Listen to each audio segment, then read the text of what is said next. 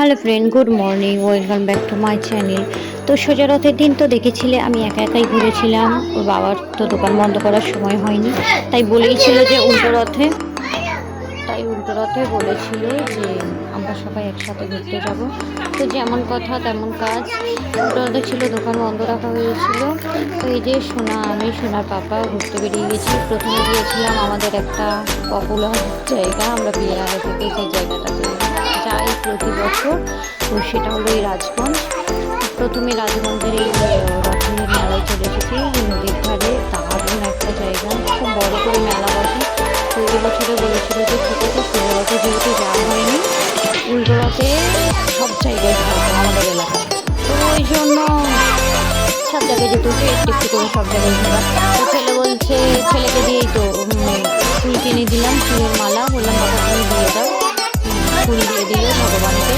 ওখান থেকে আবার মালা দিল একটা, সেটা পরেও নিয়েছিল। এই ঠাকুর মুখে পরে দিচ্ছিল, কিন্তু কখনো গলায় এসব পরে না, আবার পরেছিল ওর বাবাকে বলছে। তারপরে এই তো ওর বাবার কোলে উঠে পড়েছিল, বলছে বাবা আমি একটু রথে উঠবো। ঠিক আছে ওঠো। তো এই যে সোনা তো খুবই আনন্দ পেয়েছিল, আর সামনে নদী ছিল, ভিউটা তো ছিল দেখার মতো। তো আমরা এসে একটু ঘোরাঘুরি করে নিলাম।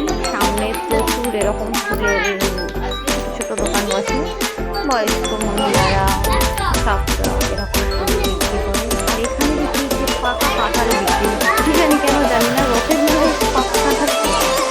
তো এখানের মেলায় রথে পাকা কাঁঠাল খায়। তো রাজগঞ্জে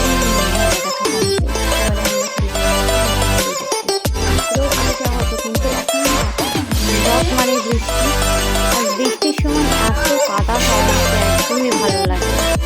তো আমরা এই যেমন গুটি গুটি করে চলে গেলাম। এবারে সেটা তো দিয়ে হয় না যে আমার গাড়ি করতে কিনে যেতেই হবে, কিছু করার নেই। মেলা বানাচ্ছে বাচ্চাদের গাড়ি, এই যে তারপরে আমরা সবাই চলে গেলাম।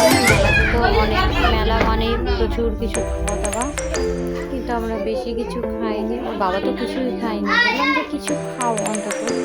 সে বললো না কিছু খাবো না, তোমরাই খাও, যা খাবে খাও। আমি যে কথা বলতে বলতে আটকে কেন যাই আমি বুঝতে পারি না।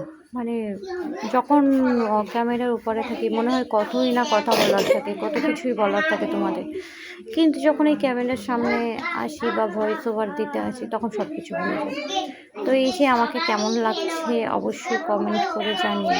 আমার সোনাও তো ভিডিও করতে দেবে না, বলছে কেন ভিডিও করছো, কেন ভিডিও করছো কেন। আমি চুপ করতো।